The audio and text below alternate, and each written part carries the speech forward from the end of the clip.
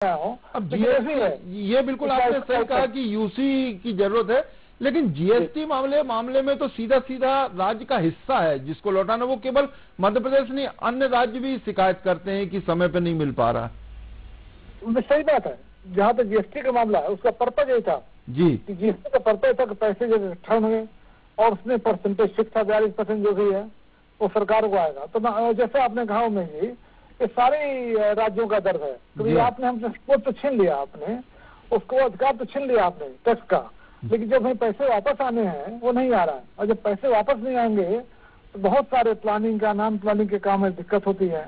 और इसी कारण कई बार सरकार को कर्जा लेना पड़ता है। सरकार कर्जा लेती है तो जनता को वित्तीय बोझ बढ़ता है, क्योंकि आपको टैक्स उस पर इंटरेस्ट भी देना पड़ेगा और काफी हाई इंटरेस्ट होता है। तो जाहिर है केंद्र सरकार को अपना कमिटमेंट पूरा करने से कोई दो राय नहीं है, अपना कमिटमेंट पूरा करना ही चाहिए।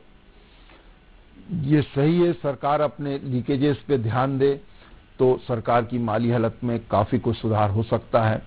इसके अलावा केंद्र सरकार भी जो मध्य प्रदेश के हिस्से की राशि है, उसका अंशदान है, वो यदि समय पर चुकाए तो भी राज्य सरकार को अच्छी खासी मदद मिल सकती है। अब राज्य सरकार अपनी जो आर्थिक स्थिति है उसको सुधारने के लिए, उसमें सुझाव लेने के लिए एक सलाहकार नियुक्त कर रही है। ये सलाहकार कितने कारगर साबित होंगे ये तो आने वाले समय में ही पता चलेगा। बहुत बहुत धन्यवाद रंजन श्रीवास्तव जी, आपका इनसाइड राजस्थान से जोड़ने के लिए।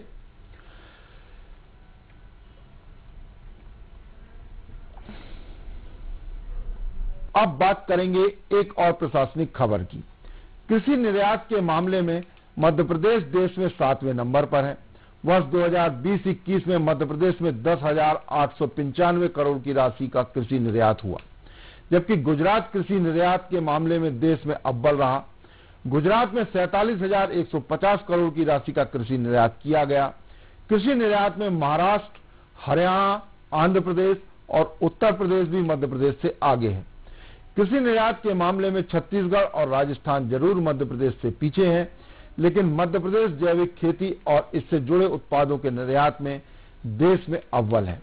प्रदेश में लगातार जैविक खेती का क्षेत्र बढ़ रहा है। वर्ष 2017-18 में 11,56,000 हेक्टेयर क्षेत्र में जैविक खेती हो रही थी, जबकि वर्ष 2020-21 में जैविक खेती का रकबा बढ़कर 16,37,000 हेक्टेयर से अधिक हो गया। कृषि और प्रसंस्करण खाद्य उत्पाद निर्यात विकास प्राधिकरण एपीडा की वर्ष 2020-21 की रिपोर्ट के अनुसार मध्य प्रदेश से 5 लाख टन जैविक उत्पाद का निर्यात हुआ, जो 2,500 करोड़ की राशि से अधिक का था। मध्य प्रदेश में जैविक खेती करने वाले पंजीकृत किसानों की संख्या 1 लाख से अधिक हो चुकी है। सोयाबीन, चना, मसूर, तुअर और उड़द के उत्पादन में मध्य प्रदेश देश में नंबर 1 पर पहुंच गया है। वहीं राम तिल और मूंग में मध्य प्रदेश का दूसरा और गेहूं और बाजरा के उत्पादन में मध्य प्रदेश का तीसरा स्थान है। मध्य प्रदेश में जैविक खेती का रकबा तो बढ़ रहा है, पर उत्पाद की मार्केटिंग और ब्रांडिंग न होने से उत्पादकों को उतना फायदा नहीं मिल पा रहा जितना मिलना चाहिए। प्राकृतिक तौर पर मध्य प्रदेश में जैविक खेती का क्षेत्र सर्वाधिक है, वहीं किसान भी लगातार प्रेरित हो रहे हैं। वर्ष 2020-21 में उत्पादन 13,92,095 टन रहा, जो देश में सर्वाधिक है। जैविक खेती में इसके बाद महाराष्ट्र, कर्नाटक, राजस्थान और उत्तर प्रदेश का नंबर आता है। जैविक उत्पाद के निर्यात की दृष्टि से देखें तो देश दुनिया में इसकी मांग बढ़ रही है। मध्य प्रदेश से वर्ष 2020-21 में 5,636 टन जैविक उत्पाद निर्यात किए गए। इसका मूल्य 2,836 करोड़ रुपए होता है। जैविक उत्पाद में प्रदेश से सर्वाधिक चावल निर्यात होता है। देश से होने वाले निर्यात में मध्य प्रदेश का हिस्सा 1/3 से अधिक है। मध्य प्रदेश उड़द, सोयाबीन, तुअर, मसूर और चना के उत्पादन में नंबर 1 पर है। वहीं राम तिल और मूंग के उत्पादन में नंबर 2 पर है। गेहूं और बाजरा के उत्पादन में मध्य प्रदेश तीसरे नंबर पर है। मध्य प्रदेश के जिन जिलों में जैविक खेती होती है उनमें मंडला, डिंडोरी, बालाघाट, छिंदवाड़ा, बैतूल, कटनी, उमरिया, अनूपपुर, दमोह, सागर, अलीराजपुर, झाबुआ, खंडवा, सीहोर, श्योपुर और भोपाल शामिल है। कृषि निर्यात के मामले में मध्य प्रदेश देश में 7वें नंबर पर है, जबकि और अन्य राज्य जो हैं वो उनकी स्थिति कृषि निर्यात के मामले में बेहतर है। हालांकि कृषि का रकबा जो है मध्य प्रदेश में लगातार बढ़ता जा रहा है।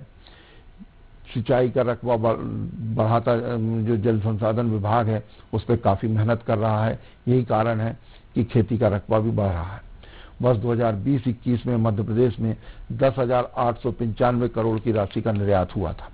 रकबा जरूर बढ़ रहा है, लेकिन निर्यात उस अनुपात में नहीं बढ़ पा रहा।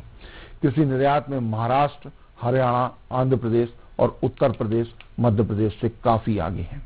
मध्य प्रदेश की स्थिति कृषि निर्यात में इन सब राज्यों से काफी पीछे है। कृषि निर्यात के मामले में छत्तीसगढ़ और राजस्थान से जरूर मध्य प्रदेश आगे है। उन राज्यों की तुलना में मध्य प्रदेश से ज्यादा कृषि के निर्यात हो रहा है। लेकिन दूसरी तरफ देखा जाए तो जैविक खेती के मामले में, जैविक उत्पाद के मामले में मध्य प्रदेश की स्थिति अन्य राज्यों से बेहतर है। देश के जैविक उत्पाद में मध्य प्रदेश की 40% की हिस्सेदारी है। ये 40% की हिस्सेदारी काफी मानी जाती है। देश में पहले नंबर पर है मध्य प्रदेश जैविक उत्पाद के मामले में। वर्ष 2020-21 में जैविक उत्पादन मध्य प्रदेश में जो 13,92,095 टन था, जो देश में सर्वाधिक है। एपीडा जो कि कृषि की पूरी रिपोर्ट तैयार करती है, उसकी वर्ष 2020-21 की रिपोर्ट के अनुसार मध्य प्रदेश से 5,06,36 टन जैविक उत्पाद का निर्यात हुआ था। जैविक उत्पाद में मध्य प्रदेश जो है सर्वाधिक, यहाँ से मध्य प्रदेश से चावल निर्यात किया जाता है। इसकी डिमांड बहुत ज्यादा है। जैविक चावल की जो मध्य प्रदेश की पैदावार है, मध्य प्रदेश में जैविक खेती करने वाले 1 लाख से अधिक किसान पंजीकृत हैं। ये कृषि विभाग में पंजीयन है इन किसानों का जो जैविक खेती कर रहे हैं। सोयाबीन, चना, मसूर, तुअर और उड़द के उत्पादन में मध्य प्रदेश नंबर 1 पर है।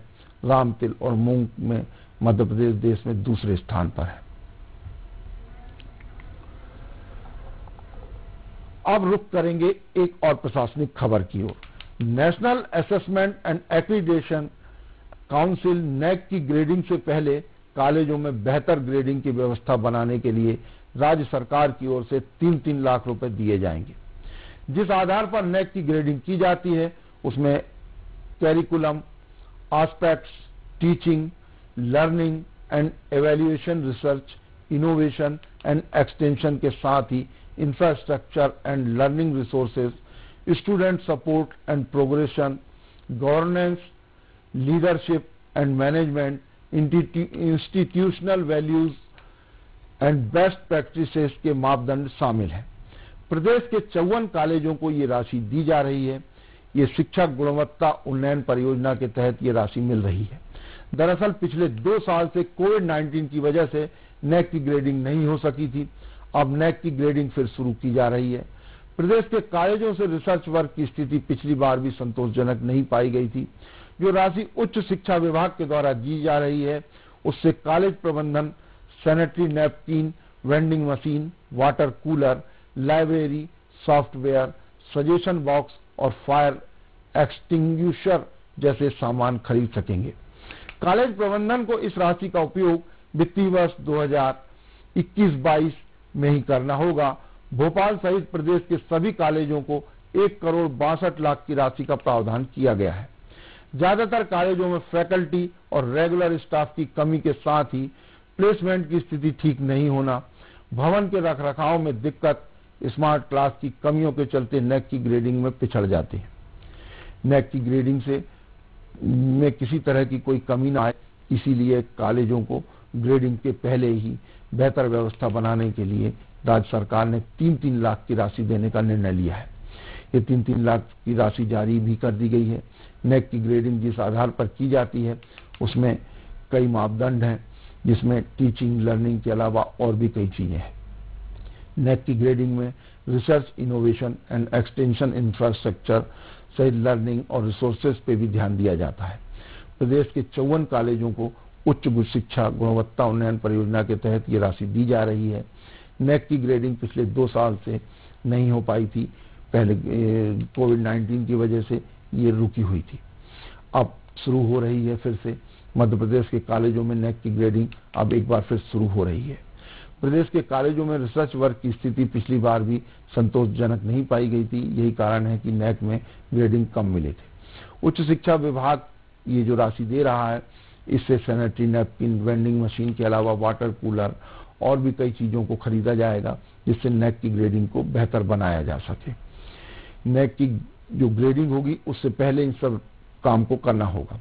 कॉलेज प्रबंधन को ये पूरी राशि जो है इसी वित्तीय वर्ष में 2021-22 में ही पूरी खर्च करना होगी। इस राशि को किसी भी तरह से ना ही लैप्स करने देना है, ना ही बचाना है। भोपाल सहित प्रदेश के सभी कॉलेजों को 1,62,00,000 की राशि दी जा रही है व्यवस्था करने के लिए। कॉलेजों में जो है फैकल्टी ग्रेडिंग के लिए सबसे बड़ा रोड़ा बनी थी, इसलिए उस पर विशेष ध्यान दिया गया। प्लेसमेंट की स्थिति भी जो ठीक नहीं थी, इसके अलावा भवन का रखरखाव भी ठीक नहीं था, जिस वजह से ग्रेडिंग रुकी थी। स्मार्ट क्लासों की कमियां थी, ये भी एक प्रमुख कारण था जो पिछली बार ग्रेडिंग में मध्य प्रदेश के कई कॉलेज पिछड़ गए थे। इसलिए इस बार समय से पहले राशि दे दी गई जिससे ग्रेडिंग बेहतर की जा सके। अब बात करेंगे खास सेगमेंट चलते चलते की, जिसमें राजनीति या ब्यूरोक्रेसी के क्षेत्र में चर्चित प्रसंग की बात की जाती है। तो आज भी ब्यूरोक्रेसी से जुड़ा एक प्रसंग खासा चर्चा का विषय बना हुआ है। प्रमुख सचिव स्तर के एक IAS अफसर के गांव में कुछ दिनों पहले एक आयोजन हुआ। इस आयोजन में उन सभी लोगों को आमंत्रित किया गया था जो उस गांव से वास्ता रखते थे और देश और विदेश में प्रतिष्ठित पदों पर बैठे हुए हैं। इस आयोजन के कर्ता धर्ता प्रमुख सचिव के चाचा थे जो सत्तारूढ़ दल के विधायक भी हैं। इस आयोजन में IAS होने के नाते प्रमुख सचिव ने भी शिरकत की थी। आयोजन में गांव के ही सभी युवा और बुजुर्ग शामिल हुए। इसी दौरान एक बुजुर्ग ने अपनी क्षेत्रीय बोली में प्रमुख सचिव महोदय से पूछ ही लिया कि तुम हमको चीनते हो? प्रमुख सचिव ने कहा, मैं आपको नहीं पहचानता। इतना सुनते ही बुजुर्ग बोल पड़े कि मध्य प्रदेश में जितने IAS थे उनको तो हम जानते नहीं थे, लेकिन तुमको हम जानते थे, लेकिन अब ये समझ लो कि उनके साथ ही तुमको भी अब हम नहीं जानते। मजेदार बात यह है कि इस बुजुर्ग को प्रमुख सचिव ने बचपन से युवावस्था तक देखा था, फिर भी पहचानने से इनकार कर दिया। जानकारों का मानना है कि प्रमुख सचिव ने 2 कारणों से बुजुर्ग को पहचानने से इनकार कर दिया। पहला कारण प्रमुख सचिव का रूखे स्वभाव का होना और दूसरा कारण प्रमुख सचिव ने सोचा कि यह कह दिया कि पहचानता हूं तो बुजुर्ग भूले भटके कोई काम लेकर उनके पास भोपाल न पहुंच जाएं। अब तक तो आप समझ ही गए होंगे कि बात किस प्रमुख सचिव की हो रही है, फिर भी दर्शकों की सुविधा के लिए बताते चलें कि प्रमुख सचिव बिंद क्षेत्र से आते हैं और प्रमुख सचिव महोदय के पिताजी जल संसाधन विभाग में ऊंचे ओहदे से वर्षों पहले सेवानिवृत्त हुए थे। इनसाइड राजतंत्र में आज बस इतना ही। कल फिर मिलेंगे राजनीति और ब्यूरोक्रेसी के कुछ नए फैसलों की इनसाइड स्टोरी के साथ। तब तक के लिए मुझे दीजिए इजाजत। खबरों के लिए आप देखते रहिए न्यूज़ वर्ल्ड।